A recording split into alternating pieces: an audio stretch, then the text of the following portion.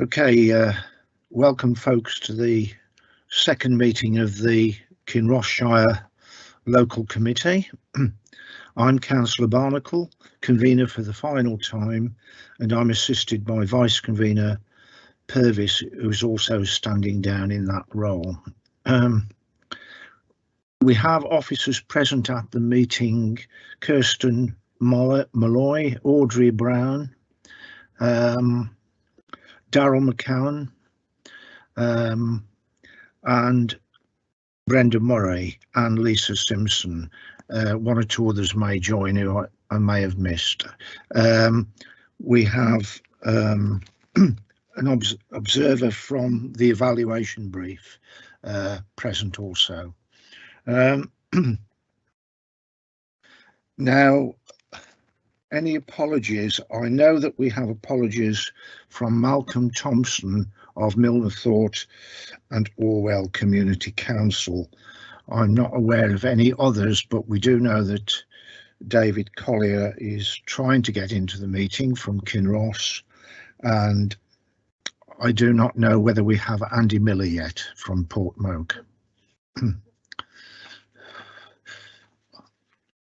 We also have Faisa Hamras Jackson substituting for Sarah Bruce Jones for Fossaway Community Council.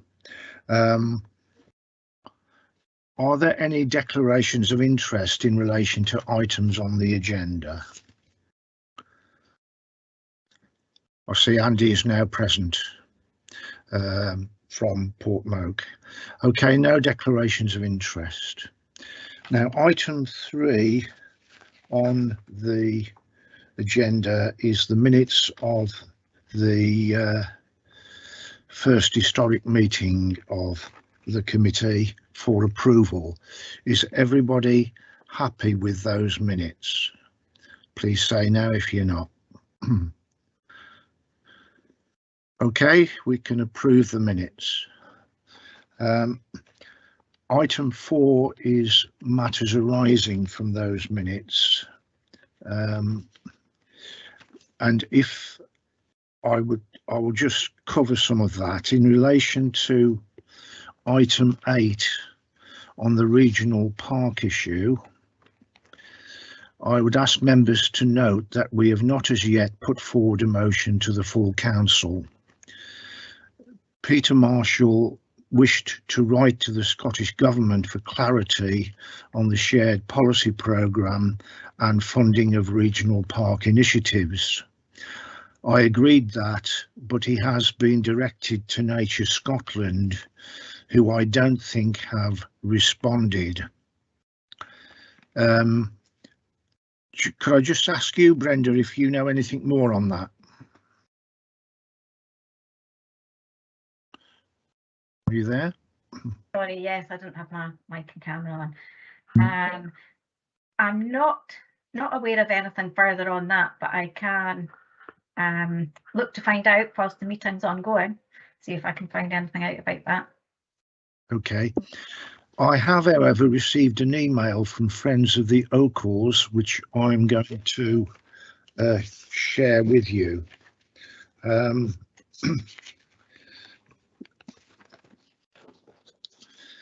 This is from Stuart Dean of Friends of the Oakles. As you will be aware from previous correspondence, the whole question of how to better manage upland areas, including the Oakles, has been something in which we have had an interest for quite some time. Drew Jameson's papers, endorsed by Friends of the Oakles, illustrate some of our thinking in relation to a better managed, more coordinated approach to the Oakles and other upland areas for that matter. Notwithstanding the content of those papers, we feel that at this stage it is more important to get conversations going again on the creation of more regional parks rather than focusing on particular models. To that end, we are pleased to note the emphasis in the Scottish Government's shared policy programme on both national and regional parks, although we sense that the focus at present is more on national than regional parks. This is borne out by communications that we have had with bodies such as Nature Scotland, although they seem to be expecting regional parks and countryside management more generally to be picked up as part of the considerations for the 3-year spending review over the next 6 months. Hopefully during this year the direction of travel will become clearer, but like yourself, we would wish to see the emphasis on new regional parks, including the Ochils, as well as the restoration of the 3 currently established. Whatever happens, it might take some new legislation to move things in the desired direction. We will continue to liaise with bodies such as Nature Scot and the Central Scotland Green Network as government policy in relation to regional parks continues to evolve, in the hope that all interested parties, including local authorities, can work towards desired outcomes. Meanwhile, Friends of the Ochils continues with its work to protect the Ochils landscape in line with its aims and objectives. Currently, we are heavily focused on the proposed large areas of tree planting, particularly that of commercial Sitka spruce, and its impact on access and biodiversity. Finally, I note that you are standing down as councillor at the May election. It has been good to work with you in that capacity over the years, and whilst we didn't win all the battles fought to protect the Ochils landscape, the balance sheet isn't too one-sided. More wind farms have been refused than approved, along with other notable successes such as saving Glenquay moss from being quarried. I'd actually forgotten about that, but there you go. Anyway, I'm not a member of Friends of the Ochils, but will probably join after the election. If that email is of interest, Brenda, I can send it on to you. Yes, if you would, that would be useful. Okay.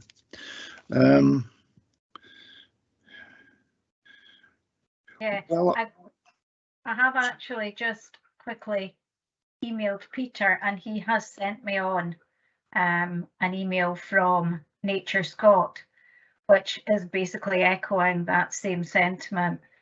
Okay. Expecting regional parks and countryside management more generally to be picked up as part of consideration of the 3-year spending review, which he referred to. So yeah, I think that's something to be watching and updating on in the next few months. Yes, I suggest once dialogue is established, well, it has been, a future committee can consider a motion to the full council in due course, but it would be premature, I think, at this stage. Yeah. Item 10 was on the Boundary Commission proposals, which we deferred. I don't know whether, Callum, you'd like to comment on that at all?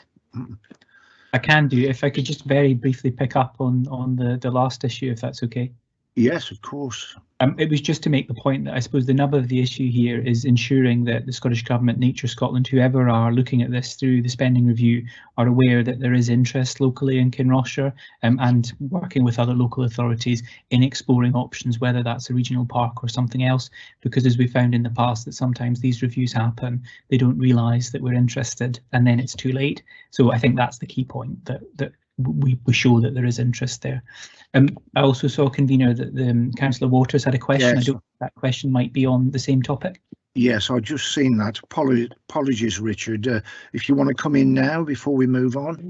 No problem, Convener. It was just a very quickly to ask if I'm not sure if Councillor Robertson would like it as well, but would it be possible to see a copy of that letter as well, please?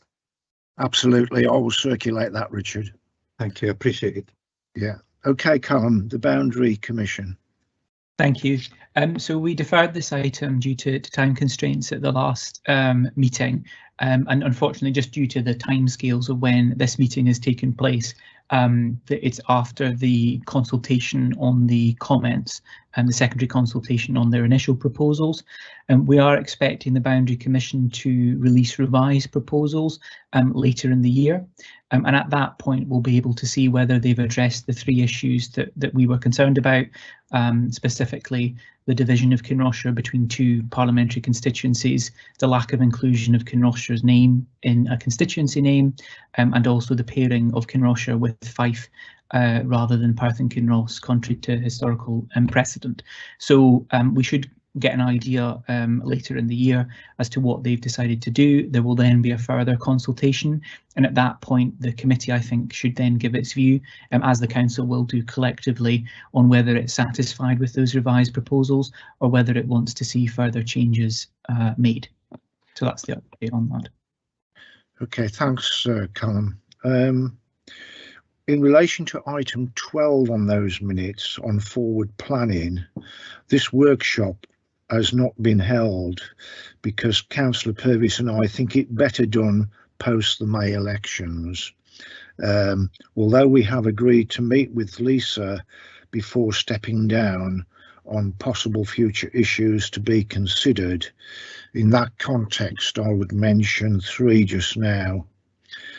Review the rejection of local landscape area designations for Cleash Hills and Rumbling Bridge Gorge through LDP3. That is probably something that Cleash and Fosso ACC members may wish to note. Also, we had a discussion pre-agenda regarding the issue around community transport and the desire of the transport group to pursue getting a community transport minibus and driver training. There is an issue around how we do that. And the third one was to consider a campaign working with Bloom groups to keep Kinross-shire tidy. So that's 3 sort of ideas that I would mention in our meeting with Lisa, but it would purely be as topics for discussion for the makeup of the new committee in terms of elected members post the election. So I think, unless anybody else has got anything on the minutes, we'll move forward to the next item on the agenda. Can I very briefly add? Yes, Callum. Point about forward planning. Yes, as you said, I think it's probably more appropriate to look at what the new composition of the committee will be before taking that forward.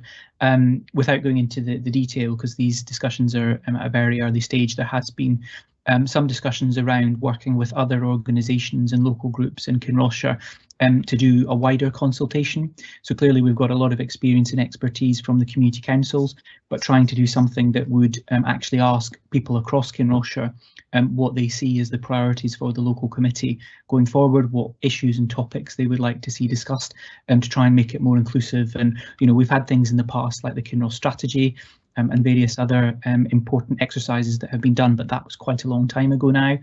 So whether that's a charrette or a consultation or something else, I think it would be a worthwhile exercise, and then would give us information to inform a future plan going forward. So we have had some offers of help. I won't say specifically who they were from at the moment because it's not finalised, but we can provide more information on that in the coming months.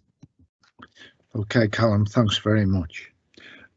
So item 5 on the agenda is the road safety update. Paragraph 4.1 is something I raised some time ago as an initiative, but in paragraphs 4.12 to 4.14, which explain the rationale for not recommending a blanket 50-mile-an-hour limit on Kinross-shire's roads that PKC is responsible for, where the national limit currently applies. I don't know, Darryl, whether you'd like to comment on that in terms of your response and representations from elsewhere that you've had on this sort of matter. Thank you, convener. Yeah, we've been in discussion with other local authorities who've had similar requests, and there's certainly concern about having localised speed limits in areas. We're very keen to try and see this developed as a policy across the whole of the country, and it'd be Transport Scotland who would be taking the lead on that. We know that there are locations where speeds are high because of the alignment of the road, where the road is wide or straight. And if there are any areas of particular concern to the local community, we're happy to undertake traffic surveys to give us a clearer idea of what's actually happening. Speed enforcement remains the responsibility of Police Scotland, so any survey data that we undertake would be shared with the police to help them target enforcement activity if they consider it necessary. But I think we have set out our position within the report, and we don't feel that it is appropriate at the moment to introduce a lower speed limit as a blanket across the whole of the rural road network. Yeah, I personally accept that.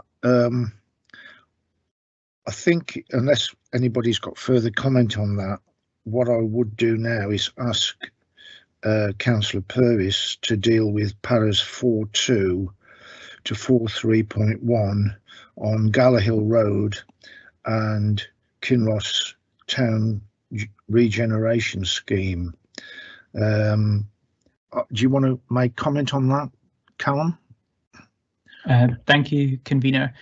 If we just take the number of issues in turn then, first on Gallaghill Road, there have been a number of concerns that have been raised by local residents about traffic speeds and also the volume of traffic, particularly in light of the access that is being created for the Persimmon development, and a request for the extension of the 30 mile an hour beyond the current town boundary to include this new entrance.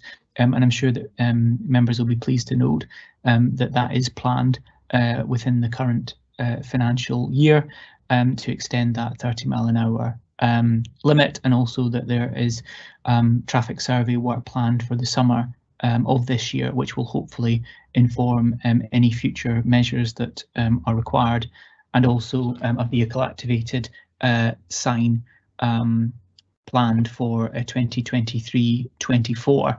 I know this is something. Gallaghill Road crosses both the Kinross and Milnathort Community Council boundaries, and I know we've had apologies from Milnathort, and unfortunately David Collier is struggling to join.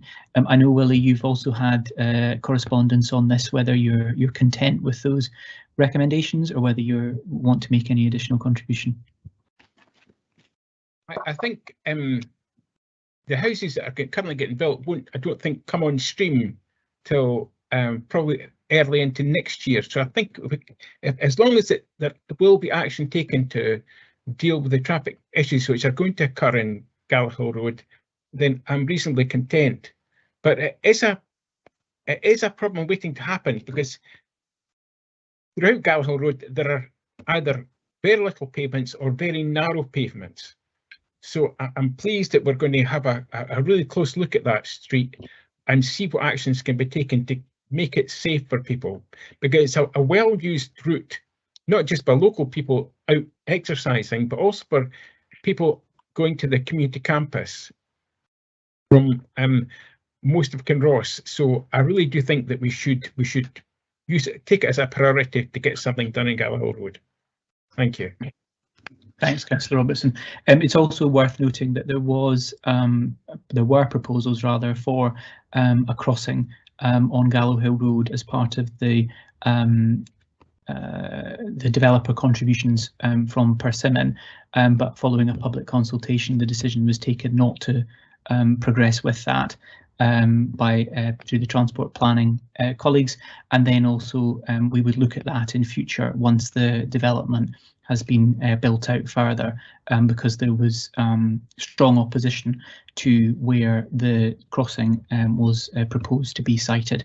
So that's something else that may be considered again in the future. If there are no further questions or comments on that, can we proceed? Sorry, Darryl, I saw you unmuting yourself. No, okay.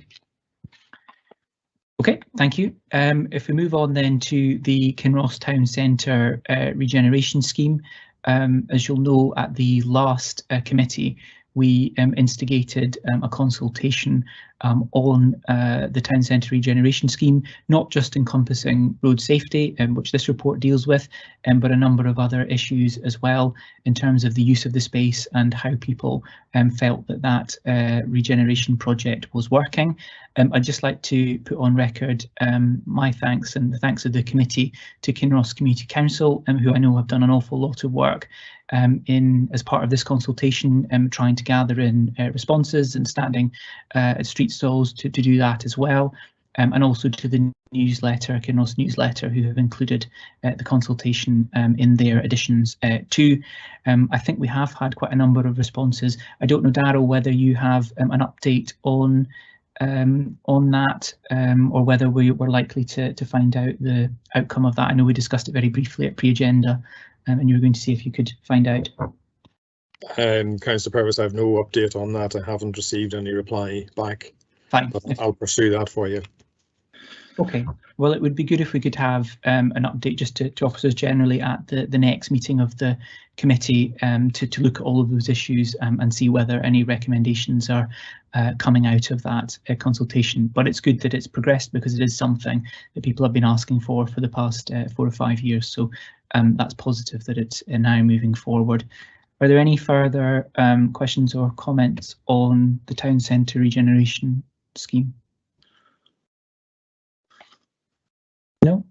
Okay, thanks, Callum. I'm going to deal with the paragraphs on Blaringone, Drum and the Back Crook. I wondered, Callum, if you wanted to continue in relation to para 4.4, the speed control assessments at Blair Forge, Oblique, Blair Fordle, Carnbow and Loughran. Would you like to continue with those? Okay, happy to do that. I'll maybe deal with Blair Forge and Loughran together, because they're for the same community council area. So in relation to Blair Forge, there was a request to reduce the speed limit on that road. I think to 40 miles an hour was the request from the local residents. As you'll see, the recommendation in the paper from road safety officers is that it is not deemed appropriate to lower the speed limit because of the limited frontage development and the few accesses directly onto the main road. However, it does note that there's a route action plan scheduled for the next financial year, and that this could be considered as part of that. And then on Loughran, a similar request was made to lower the speed limit to 40 miles an hour, and that has been agreed and is due to be installed in the coming financial year. There's also due to be traffic surveys to determine whether the reduced speed limit should be extended northwards to include the Greenacres travellers site.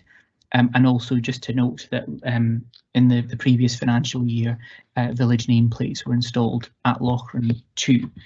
I'm just wondering whether, Fran, you have any views on that, given it sits in the Cleason Blair Adam Community Council area.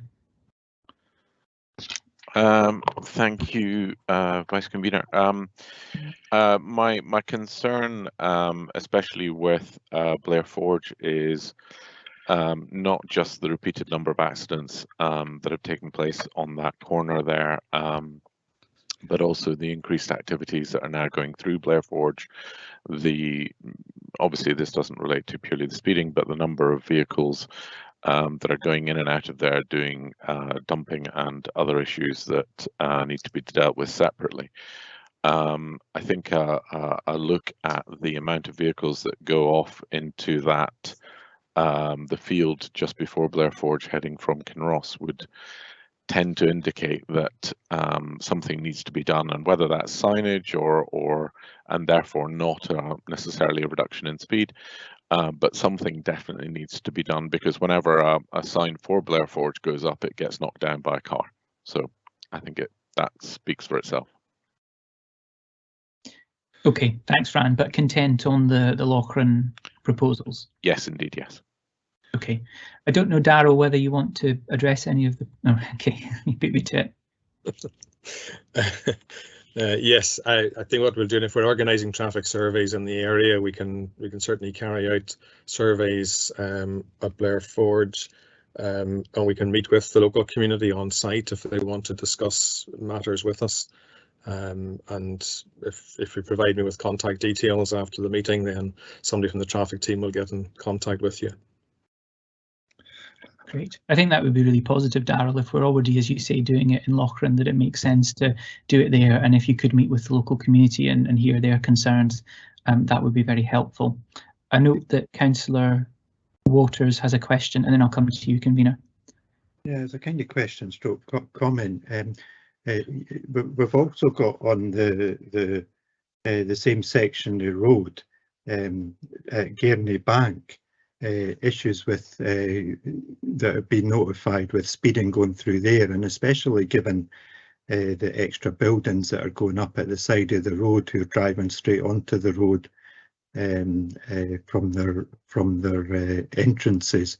Would it be possible? I was going to put this as an amendment, but if given the comments that were made that it's all roughly in the same area, and potential to look at speed control measures for Gairney Bank as well as part of this paper, whether that could be incorporated into it.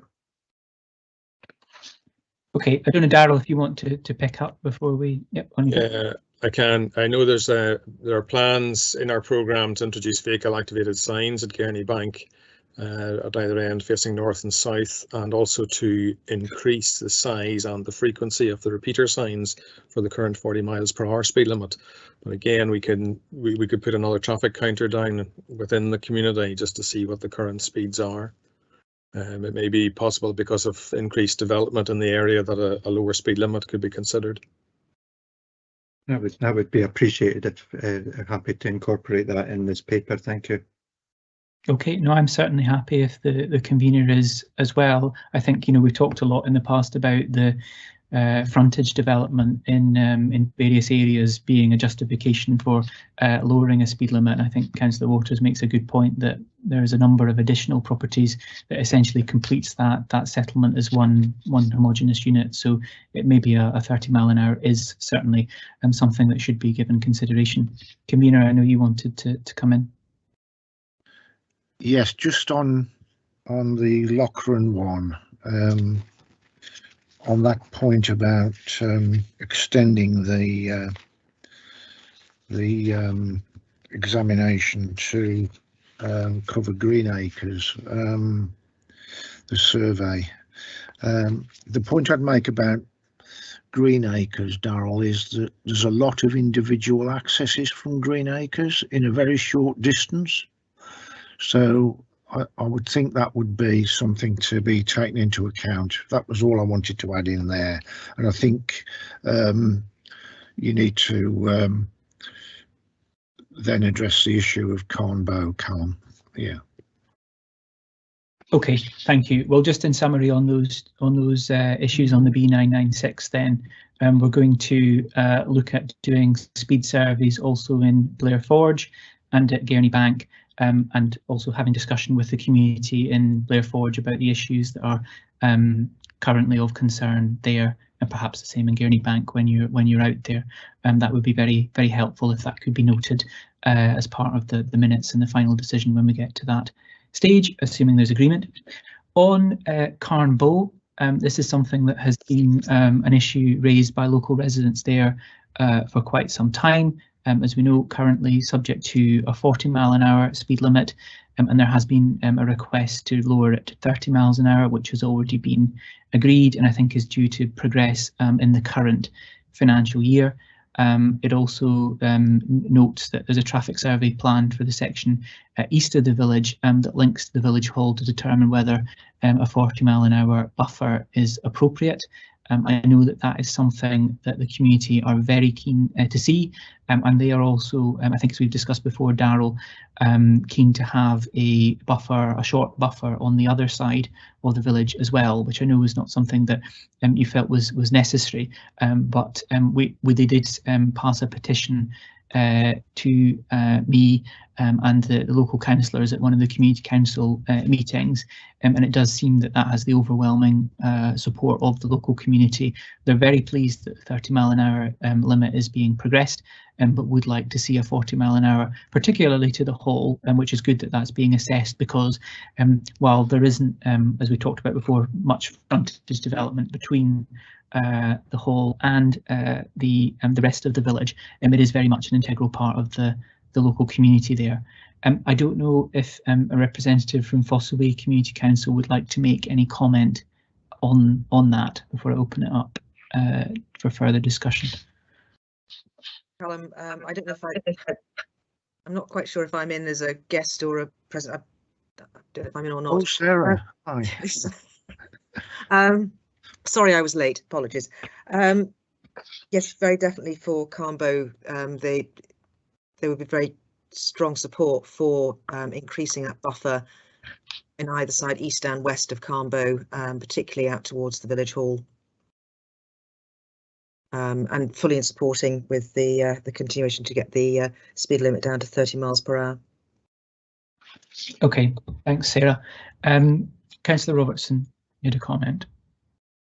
Yes, I would agree with what Sarah has just said. And if push comes to the shove, I think the most important buffer bit is at the village hall, because cars are coming on that stretch of road quite quickly. It's not quite so bad cars coming from the west, because they slow down as they approach the little bridge over the burn. So I think it certainly would be good to have a buffer strip for cars coming from the east, if possible. Okay, thanks, Lily. Any further comments on that or questions?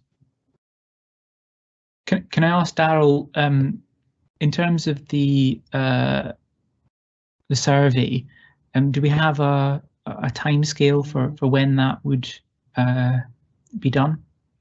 Our intention would be to carry that out sometime in May or June. We'd like to get it done before the summer break, so we're picking up any school traffic in the survey data. So perhaps, because I know, and this is one of the discussions we had, that Sarah will recall at the Fossilway Community Council about, whether we should seek to progress that straight away. But given you're going to do a survey, perhaps if you could bring that back to a future committee, and then we can look at that. But obviously not to hold up the 30 mile an hour progress. I don't know, Sarah, would you think that? Yes, I think to get the survey done as soon as possible, and definitely do the survey during term time, because evidence is that when the surveys are done during the summer, the traffic on that road significantly drops during the summer holidays from the school. That's particularly traffic that's heading on further on towards Dollar. Yeah, the survey and any discussion about the 40 wouldn't impact on the 30 mile per hour limit within the village being progressed. Right. Okay, thanks, Daryl. I'll hand back to you, convener. Thanks, Callum. Just picking up on the further speed control assessments. First of all, in relation to Blaringowan, para 442. I note the intention to do traffic surveys on Vickers Bridge Road. That's a request that was made because of concern about speed in excess of the current limit, particularly beyond the village. And I think this should be included in the proposals per section 5, Daryl, because I don't think it is at the moment. So perhaps you could note that. That's fine. But I'm quite happy in that regard if we can do that. Coming on to Drum, para 444, the current 20 mile an hour limit is proposed to be permanent. But what I would like to ask you, Daryl, is about your assessment of the 40 mile an hour speed limit on the B9097, the extension eastwards for a short distance that you describe. Is this to the wastewater treatment plant entrance? And if it is, can we consider countdown markers, increasing the size of the 40 mile an hour signs, which was a representation, and a vehicle activated sign and possible speed monitoring cable, which has also been suggested. How comfortable would you be with that? I think that the original intention was to ensure that the junction into Drum Village was covered, so that was why we made reference to extending it a short distance. Whether we extend it further out towards the water treatment plant, that would depend on the vehicle speeds and the traffic volumes in the area. Beyond that, I wouldn't want to give any commitment until we have a clear idea of what's actually happening on that route. It's 4 or 5 years since we carried out the route action plan. So this gives us an opportunity to review the whole route and look and see what type of vehicles are using it, vehicle speeds, vehicle categories, where the collisions are, if there are any, where they are occurring. So I think we want to do a bit more investigative work before we commit to the introduction of countdown markers or vehicle activated signs, but they can certainly be considered. You saying it could be considered as an extension of the route action plan or an improvement on the route action plan? Again, coming back to timescales, could a survey be done in advance of that?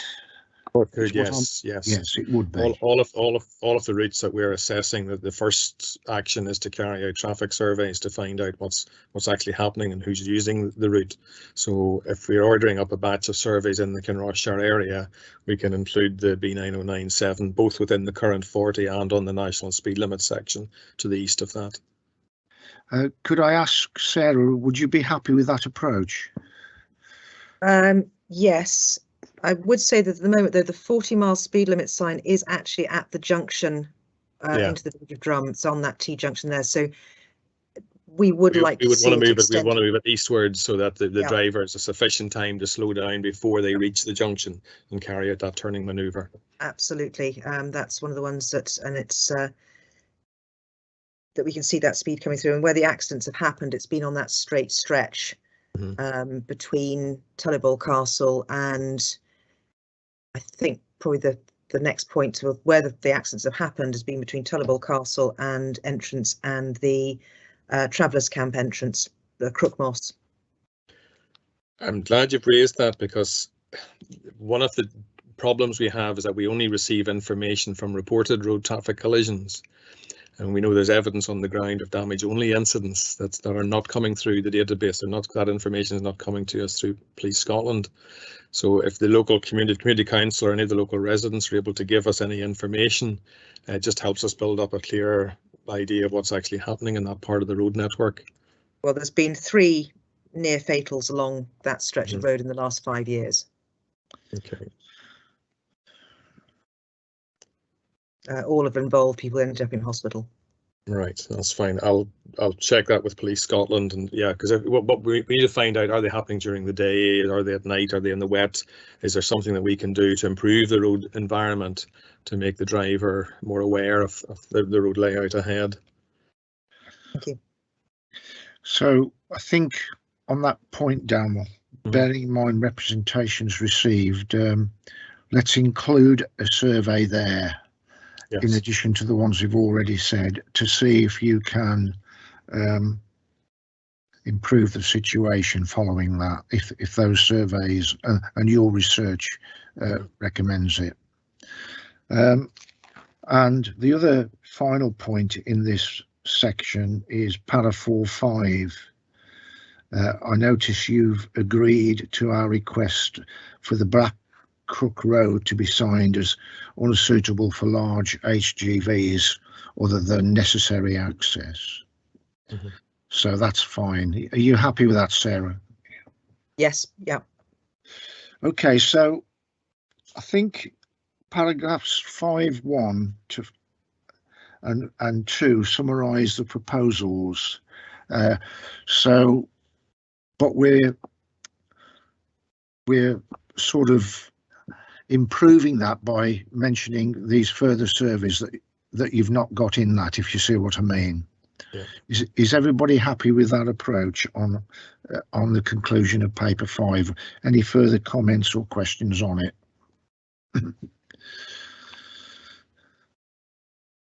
Okay, is that you, Willie, wanted to comment? Yes, it's me. Thank you. I think I'd like to thank Darryl McEwen and his team, because I think it's, for me, and I'm sure all the community councils, it's really useful to see everything laid out that's been looked at and is proposed for Kinross-shire. Because as we all know, when we're at community councils and we speak to members of the public, it's a question we're asked often about what's happening here and what's happening there. And then we have to, I personally would be emailing Darryl and asking him for an update. And now we have it in a report sitting in front of us, which makes it much, much easier for everyone, including the community councils and myself and other ward councillors. So thanks to him and his team. The other thing I was going to say was, and we learned this at the last Kinross committee, area committee, it's very well put. It's all very well putting in speed limits, but we do need enforcement of these speed limits. And I think we're suffering badly from lack of enforcement, and we really need to have a dialogue with our with Police Scotland about how we can actually enforce the speed limits in Perth and Kinross. And we all know it's an issue that they always seem to be so stretched that they have no resources to carry them out, or very, very limited resources. So it's something I think we should flag up, and it might be worthwhile inviting a representative of the police's traffic team to a future meeting of the Kinross Area Committee, because it is a big issue in the Kinross-shire as well as other areas. But ask them to come along and tell us what can be done to enforce the reductions in speed limit that are being put through at this committee as a result of requests from local people in community councils. Thank you. Yes, Willie, I see Andy wants to come in and make comment. Just before that, I reiterate what you just said, actually. When you're speaking to the police, Darryl, does the question of enforcement come up? Almost every time. Right, okay. Well, yes, I think perhaps getting someone from the police to come along to a future meeting is something to be noted. Andy, you wanted to make a comment? Yeah, thank you very much, convener. I just wanted to comment to basically support what Willie's just said. The issue, I mean, I am all for all of our communities benefiting from reduced speeds, and you know, I do appreciate what Darryl's doing, and as Willie quite rightly said, you know, it's no mean task to go around not just Kinross-shire, but the other areas in Perth and Kinross that have exactly the same problems. But the observation that I think we're all seeing, and I'm pretty sure all of my sort of community council colleagues would support, is that you know, the speeds, the limit signs are just they're not sufficient. They're not just doing the job that they're intended to do, and unfortunately what we're seeing is we can reduce speed limits to even 20 miles an hour, and the data that is coming back from Darryl's team shows very little improvement in terms of the speed limit, even from a 30 mile an hour down to 20. So, you know, I think enforcement's one item. The speed reduction measures, particularly in the centres of population, are certainly one of the things that I mentioned at the last meeting. You know, I think that just putting signage up doesn't necessarily do anything. It maybe gives those drivers who are willing to reduce their speed appropriate notification of a reduced area or hazard, but I think what the data now shows from certainly our area in particular is that it's not reducing it by very much. So yeah, I'm in support of anything that can be done. Community Speed Watch was mentioned, certainly in Kinross-shire, and that was something that was going to be instigated, I believe, at the turn of the year. I don't know if any of the ward councillors have had any update in relation to that particular project going ahead, because I know it was well supported in our area. Do you want to comment on that, Willie? Yes, I have been speaking to Police Scotland about this. They've had a change of personnel locally, and the new personnel don't seem to have been put in place yet. So they have been given a list of all the people who are willing to to help with Speed Watch, and all the community councils have come forward with locations that they would like to see Speed Watch introduced. So we've got that far, but I think Police Scotland are struggling to actually take it forward themselves. It was my plan that following the elections, if I'm successful in getting re-elected, I'll be chasing that up and try and get forward movement on it. But it's I agree with Andy that it's something that would certainly help. But we are introducing a lot of 40-mile-an-hour limits, and according to Police Scotland, we are not allowed to carry out speed watch on 40-mile-an-hour roads, only on 30 or 20. So they're the only ones that can actually enforce the speed limits on areas that are reduced to 40. And a lot of places like the B996, down through Lochran, Gairney Bridge, Fast Road, and I think the majority of cars, this is just my seeing them going past, are going more than 40, especially at certain times of the day, morning and evening. Okay, right, well, let's see how that unfolds. So in summary, just to summarise, Darryl, on the Section 5 proposals, what we're adding to that, as far as I can see, would be 518, which would be to do further surveys in Blair Forge, Blaringone, Durham and Gairney Bank. Does that sound about right? Okay, if we can add that in to the proposals. Is everybody content that we've covered that and we can move forward to the next item? Could I just very briefly add, Convener? I did put a C in, but I don't know whether it's come through or not. Just to add some of the comments that have been made, but also in terms of forward planning, and perhaps this is something, Darryl, we can have a brief discussion before Councillor Barnacle and I demit office, but also for whoever takes over as convener and vice convener. I think it's been very good that we've been moving around the different areas. So we had a lot of focus on Portmoak in particular at the last meeting, and today we've looked at Cleash Blair Adam Community Council and also some in Kinross and Fossaway too. I think there's perhaps, we know that I know there's recent issues in Glenfarg again. There's a number of questions about extensions to 30 mile an hour, additional 20 mile an hour and other speed mitigation. I think it would just be useful that if we ensure that there's a cycle so that all areas of Kinross-shire are being covered on a rotational basis, if that's okay, and perhaps for the next committee. That's fine. Okay, right. Let us move on then to paper 6, which is the Loch Leven guidance. This report summarises the comments received during the consultation on non-statutory planning supplementary guidance to support our current LDP2, and we are asked to provide feedback on it to inform the SP&R committee of our views.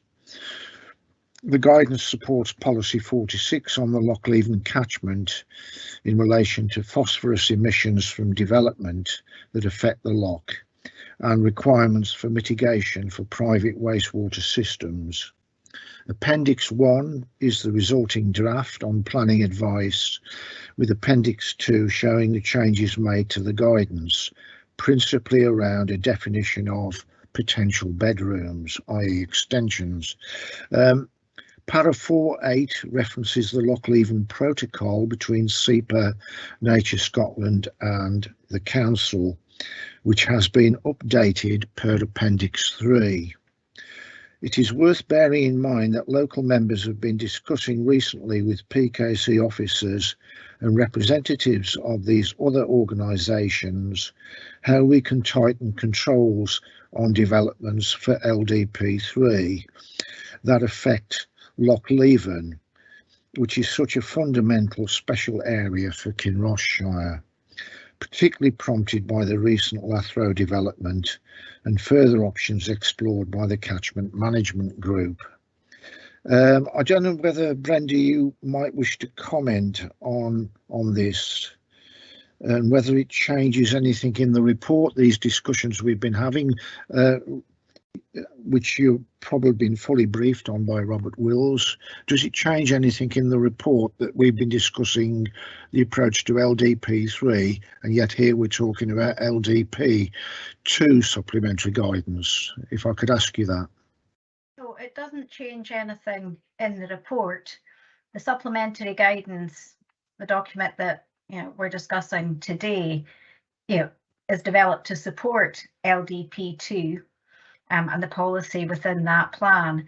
The discussions that you're referring to, are ongoing discussions for influencing the next LDP, and therefore any changes to this, guidance when it then sits under the next LDP. So that would be all part of future changes. What we have before us today has very much to relate to the current adopted LDP and the policy within that. Yeah, okay, thanks for confirming that. I know, Willie, that you've been particularly active in pursuing these further meetings, so I'd quite like to hear from you about what you feel about the approach to date, particularly in relation to the supplementary guidance, and whether you agree that these are two separate issues and we move on to LDP3 having already agreed this. Yeah, I think it's important that people realise that this is just supplementary guidance to the current LDP2, and the big thing coming up is LDP3, because currently under the present guidelines under LDP2, there's the current regulations say that there's no limit set at all in the amount of phosphorus allowed to be discharged into Loch Leven. There's no upper limit, which is, considering it's a Ramsar site, seems absolutely crazy.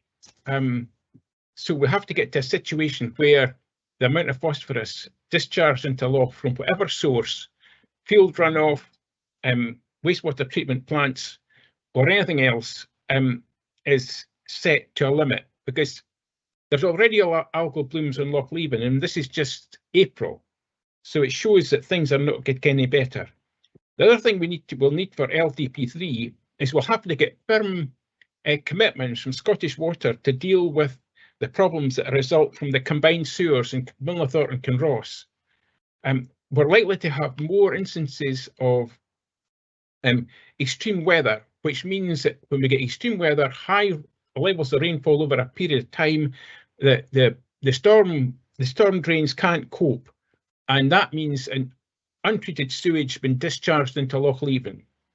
But I have no idea. I've never managed to find out how many times this happens. I don't understand why SEPA allows it to happen. We all know the dangers of untreated sewage in watercourses, but as it stands at present, the current system is not fit for purpose and it's broken. And so we really need to, for LDP3, we need to send out a strong signal to SEPA and to Scottish Water that they've got to get their act together and take steps to protect Loch Leven from what I can see is a gradual decline in the water quality there. And it's not just coming from the sewers. I understand that, but we have to get. We managed to redress the problem way back in Scum Sunday in the early 90s. So we have to try and redouble our efforts to stop the situation getting any worse. So that's the point I'd like to make. Thanks, Gabina. Okay, Willie, now I see, Richard, you've got a question in. Yeah, it's partly a comment, partly a question, but just to comment on Willie's raised about the sewage going directly into the river, and basically it's like where in Milnathort they had historical events of where mixed dirty drains with the runoff from the roads was all mixed and flooding the centre of the town. And some of the works that were done to stop that happening basically mean there's an overflow of basically raw sewage straight into the river courses. I have queried this before a few years back and was told that this was very much diluted, but it doesn't change Willie's point that it is still an accumulative build-up of raw sewage and the phosphates that brings to the loch. My question is very much probably for Brenda. And we had a while ago about the within the LDP process 3, they're going to be less supplementary or no supplementary guidance, and a lot of the policies will have to be incorporated into the main LDP rather than supplementary. Is that still the case? And if it is still the case, is there any work starting on how this supplementary guidance for Loch Leven will be incorporated directly into the LDP? In terms of that, I would say we're at early stages in looking at reviewing new policies. We are, clearly, as we've just said, starting to look at the LDP3 policy. Where we go with supplementary guidance will come after that. One point that I would note here is that currently the Loch Leven guidance is non-statutory guidance. And I think it probably, in that regard, we perhaps wouldn't include so much of the, what is in the supplementary guidance. It's very much about demonstrating, giving, applicants for planning consent information on how they can meet the requirements of the policy that's in the plan. So it's, it's additional information to guide them through what is a very complicated and complex process. I think what we would be looking to do is, through the policy review, amend the policy after, discussion, to see if we can further address some of the points that have been raised. And I think, particularly the concerns around, the public system. The supplementary guidance itself is focusing purely on private wastewater treatment systems. So I think, it would come more through the actual review, of the policy. And I wouldn't see this guidance as being brought into that. It's more explanation for applicants on how to go through that process and meet the, the mitigation calculations, etc. Okay. Callum, you wanted to come in with a question. Yeah, a question for Brenda, and it sort of follows on from some of the other questions about whether it should be included in the plan or not, the plan itself. So in terms of enforceability, this has always been my concern in relation to the Loch Leven policy, because my understanding is, and you can correct me if I'm wrong, but that Tay Plan took into account the special considerations around Loch Leven in terms of house numbers, and that there was allowances given for a reduction in numbers in relation to the Kinross housing area. But every time, and we've had the long discussions about indicative numbers and whether they're indicative or not, and also density ranges and all that type of thing, we see time and again house numbers that are in excess of that original number, or now we've been told from the Scottish Government's reporter that it can, the ranges themselves that we put in to try and address that problem are indicative as well. Now, while on one site that might not, seem much of a problem, we see, through this guidance about whether, whether the wastewater works can cope. But every single time it seems to be Scottish Water rather, say that it can cope. So I'm just trying to understand, in terms of enforceability, it seems we've got allowances for fewer numbers than we might otherwise have because of the concerns about phosphorus levels in Loch Leven. but it doesn't seem that whether it's the plan or the guidance or any other means actually allows us to keep those numbers at the appropriate level, because every single site that we've seen has been in excess of the numbers that were originally in the plan. And I know that they're indicative, but I just don't see a connection between the guidance, the plan, and actually what we're trying to achieve. Yeah, I mean, in terms of, this piece of guidance, I would reiterate it's in relation to, the private systems. So the smaller scale development, which is likely, well, sites which are predominantly not identified in the development plan. However, I think your point's relating more to what's connected to the public system. We've been through the discussions around, specific numbers for sites and having indicative capacities.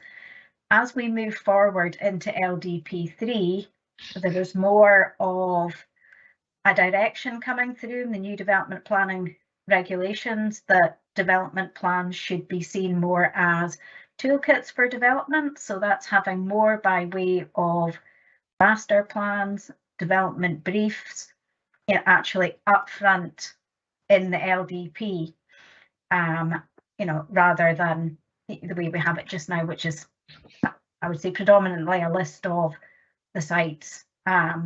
So it's putting in more work around how the sites are developed, trying to look at more of the detailed matters up front, which, for us as a council will be a far more resource intensive process.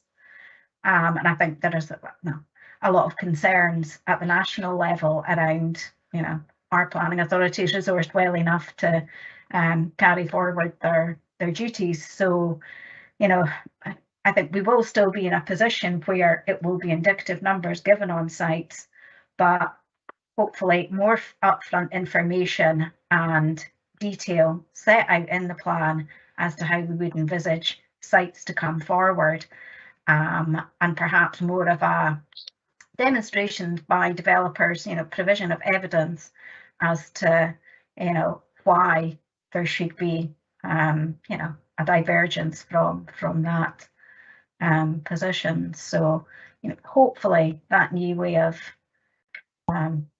preparing plans and the information they contain will provide more certainty around numbers. Part of the development plan process as well is changing. So the initial stage will be preparation of an evidence report, and that will look at, a lot of the infrastructure capacity issues, and having more of that information tested out before we move forward and start looking at, actual land allocations. So, it'll be very much well, we need to see how that comes out in practice, but I think, that's really the only reassurance I can give you at this point in time. No, I think that's very helpful and very welcome, because I know there are a number of changes that have come through recent legislation, including the focus on infrastructure and also the local place plans as well. But as you say, that's another resource issue, and I don't know how in Kinross-shire whether we're going to do that through community councils or how we will deal with that.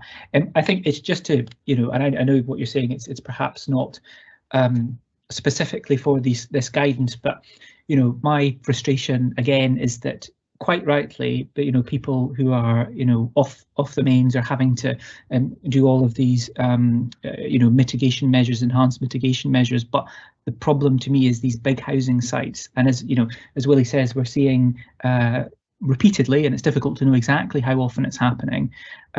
Discharge from the sewage work. So, I think it is something that we need to give further thought to as part of the new plan, but I'll leave it at that. Okay, I've got a question for you, Brenda, but I'm going to see Andy wants to make a comment. Andy, comment on Lochleven. Yes, just a very brief one, convener. There's also obviously quite a lot of large developments, as the councillors have mentioned, coming in right through Kinross-shire. I know that the developers are requiring to look at the 1 in 200 year flood events now as enhanced mitigation for overtopping, etc., the existing infrastructure. But I think coming back to the original point of discharge to Loch Leven through legislation, whether it be SEPA and or Scottish Water, both of these consultees have significant input to any development scheme.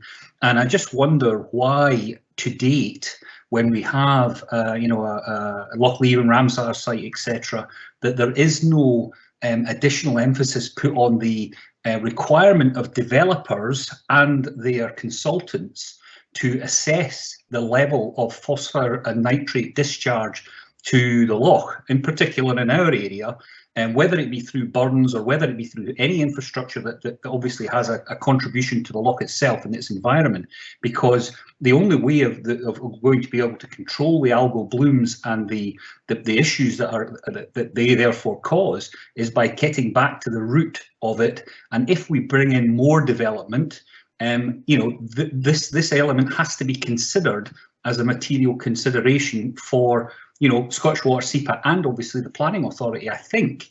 You know, but the legislation needs to be in place. That's all I wanted to say. Thanks, Andy, for that, because that mirrors my feeling on it. Just if I could just come back to you, Brenda. You said it's not statutory guidance, and yet the loch has this special status. So yeah, I'm beginning to wonder whether it should be. You may tell me it can't be, but at the end of the day, is there any way that we can, I know that LDP2 is a published document now, so all we're talking about is the outstanding pieces of supplementary guidance. Is there any way that we can add in a note to the effect that these changes are going to be built on, that there's further discussions to be had about the protection of Loch Leven and the effectiveness of Policy 46, if you see where I'm coming from?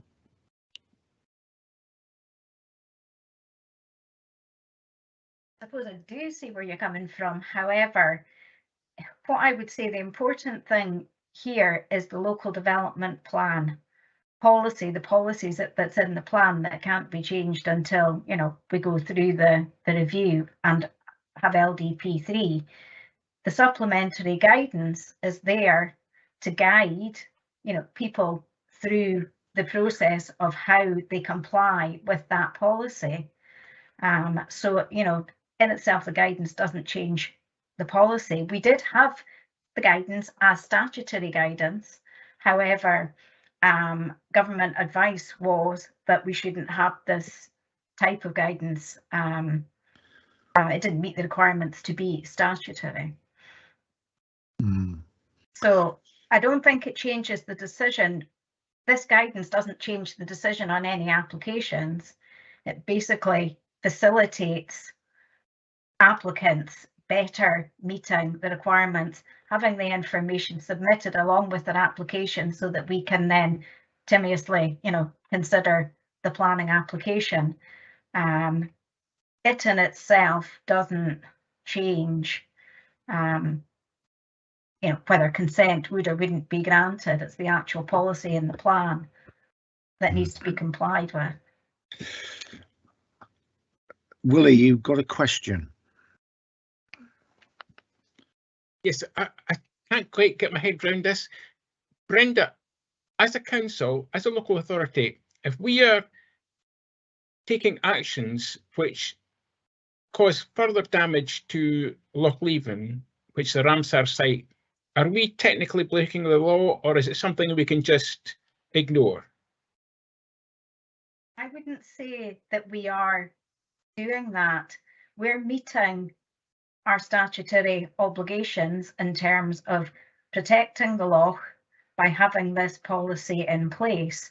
We are part of the picture. We also have Scottish Water and SEPA, as you know, and they have responsibilities. We can't meet their responsibilities for them. I'd say our policy and us working together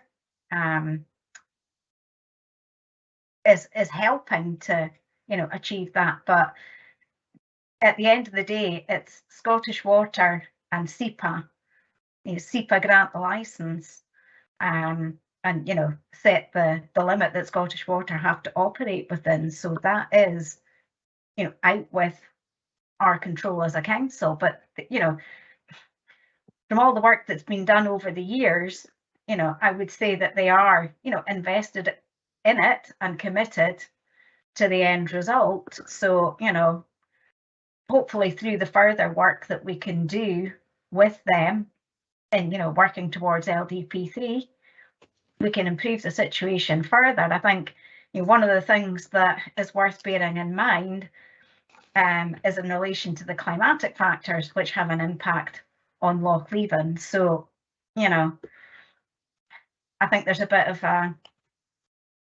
disagreement, uncertainty perhaps around what is actually causing the bloom at the end of the day. I mean, there's climate factors definitely come into it. I'm not a representative of the Centre of Ecology and Hydrology, but it's not just as straightforward as it might look on the surface. So I'm very much hoping that we can work together as councillors, officers, SEPA, Scottish Water to move things forward for LDP3.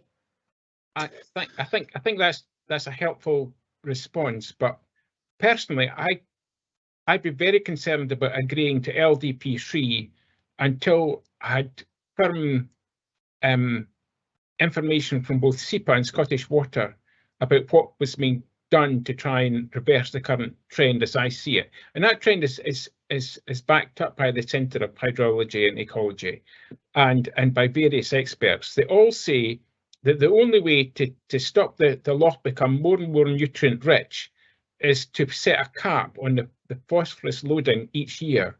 And there's no cap at present. As much as you like can be put into the loch, and we seem to be quite relaxed about it. Well, some people seem relaxed about that.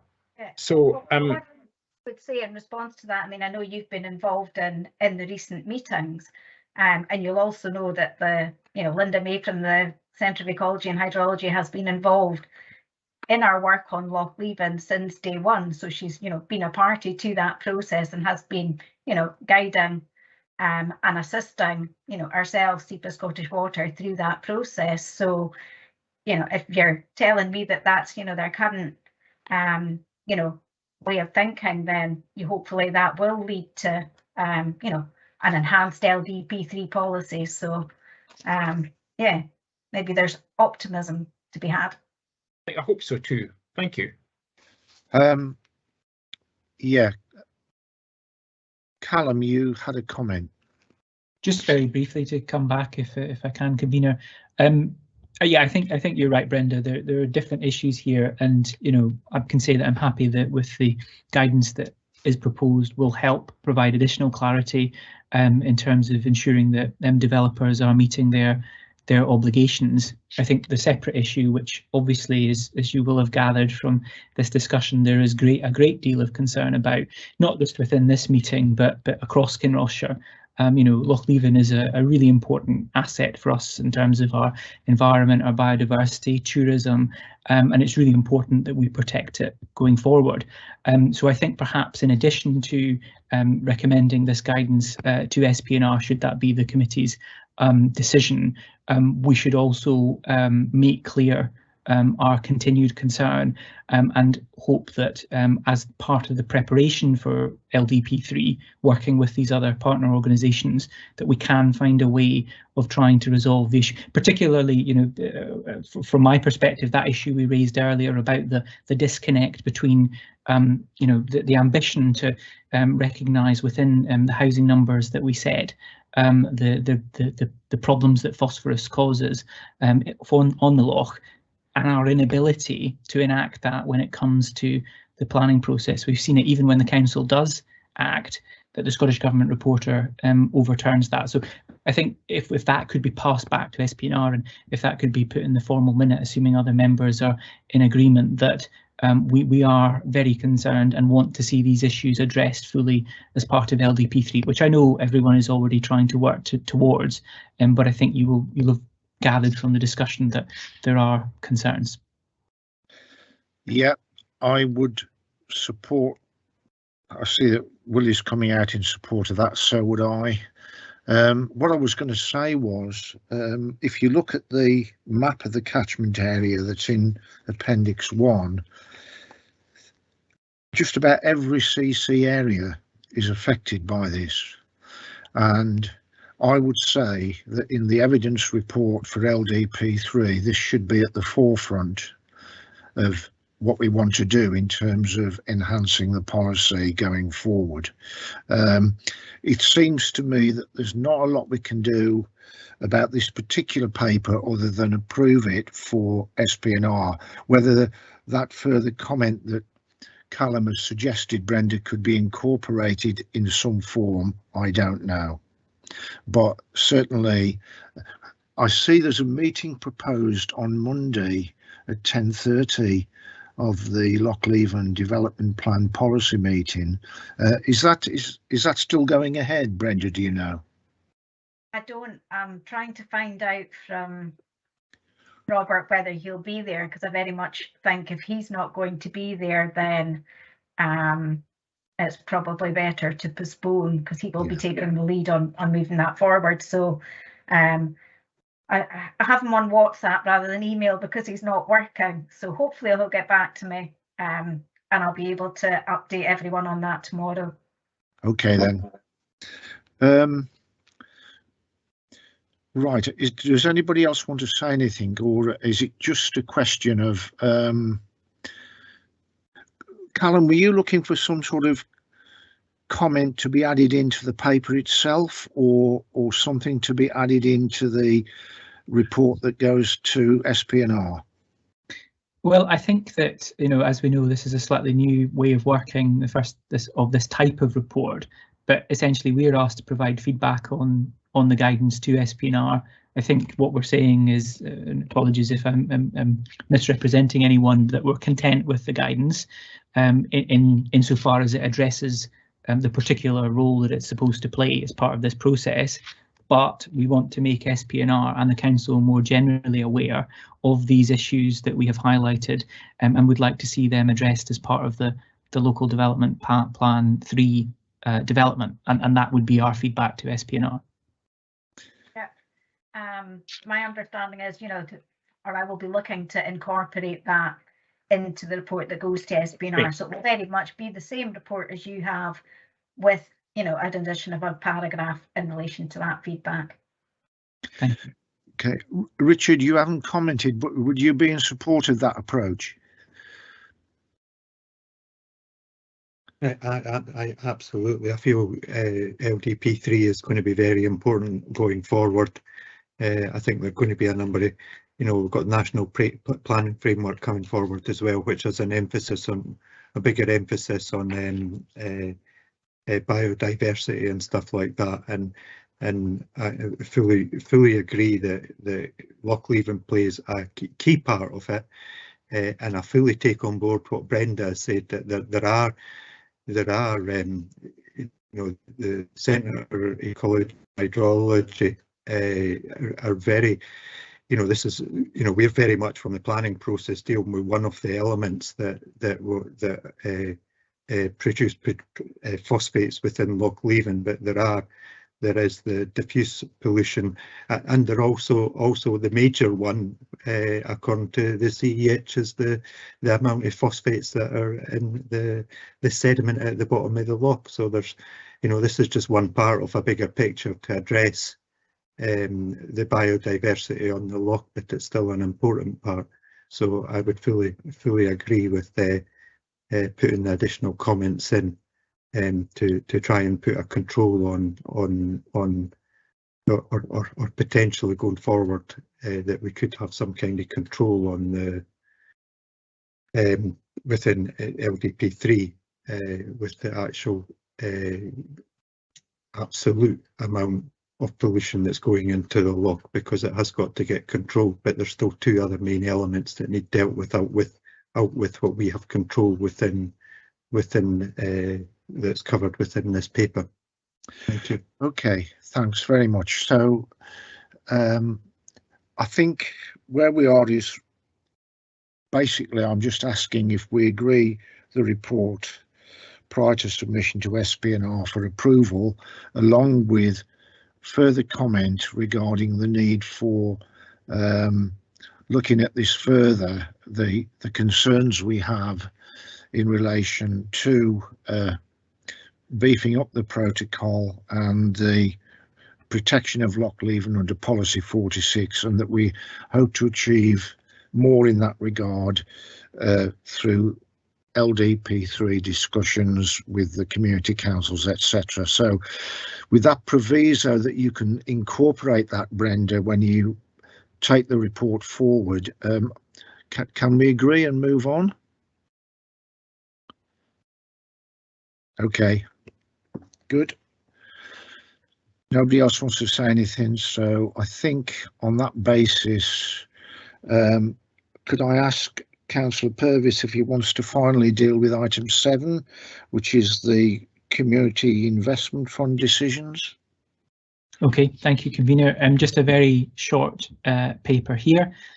As you know, the Community Investment Fund was set up a number of years ago to allow local groups to get access to funds to support community projects. Those have been distributed through ward panels, which include the ward councillors, and are chaired, in Kinross-shire's case, we share the chairing of that on a rotational basis by the ward councillors, and also the community councils each have a representative, as are representatives from the Local Action Partnership or on that ward panel.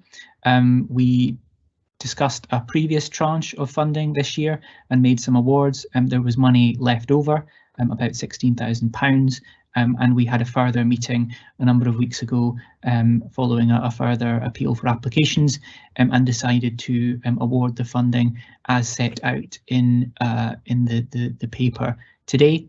Just because of time constraints, and we had to get the funding out by the end of the financial year. So it was agreed that the 4 ward councillors, who are the voting members of the local committee, would make a decision by email as to whether the money should be awarded. We agreed to make the awards as per the recommendation from the ward panel. So there were no changes, and we agreed exactly to the recommendation as per the panel. There will be a further tranche of funding at some point later this year, and unlike previous years, a report will come to the Kinross Local Committee about the process for that, whereas for the rest of the council it will go to SPNR, and at that point the committee will be able to give its views on the process going forward. But we're just asked to homologate the decision. Okay, thanks, Callum. Right, so basically that ends the business for tonight's meeting. Before we close, as I stated at the outset, this is my final time as convener and member of this committee, which Councillor Purvis and myself have worked hard to establish. We noted in our first meeting that it is a pilot for 12 months agreed last October, subject to an evaluation brief, and it is up to the committee to demonstrate in 2022 that the model is making a difference for Kinross-shire. Since we have only had 2 meetings since last October, I've suggested to officers that we require 4 more in 2022 to keep to the 8-week cycle, i.e. June, August, October and December. Usually the 3rd week of the month we're having these meetings, hopefully in public from now on, in Kinross, and that needs to be done before the evaluation brief concludes, so that we get at least 6 meetings of the pilot completed. And I'm just, in conclusion, wanting to express the hope that this committee becomes a permanent feature of the council's structured timetable going forward. And that's my final comment as convener. Okay, thanks everybody for attending. Councillor Robertson has a question, convener. Oh, Willie, do you want to come in with something? Yes, I was just.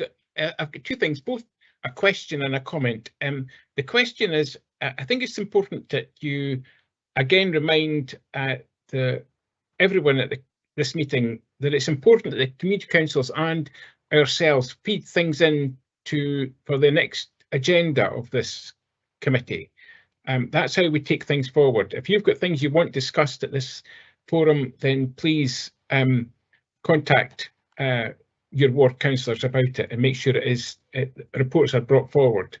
I found it really useful to even have, like the reports we've had tonight have been very, very useful. So I just wanted to make that reminder.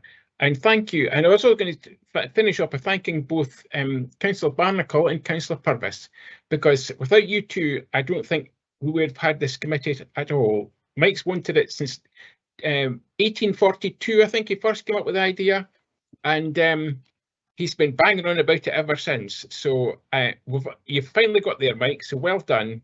And I'm glad that it's a lasting thing that you've left with the council. Well done. Thanks very much.